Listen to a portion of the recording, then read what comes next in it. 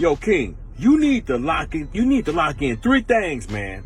You need to lock it in with God. You need to leave these scallywag, wannabe chicks alone. Leave them alone. Get you together. Continue your path, man. Okay, until God bring you somebody that's right for you and you righteous for them. That's what you need to do. Get right with God.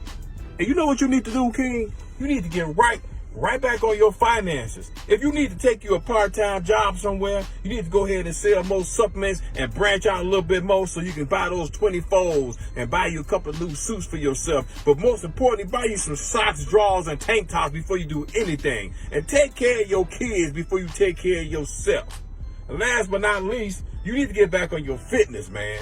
Start your stuff right now so when the summertime comes, you got your money together, you do your vacation with your kids taken care of, money straight, the car's good. Man, lock your shit in, King. Fuck everybody else. Because guess what they can do? They can kiss your ass and tongue out.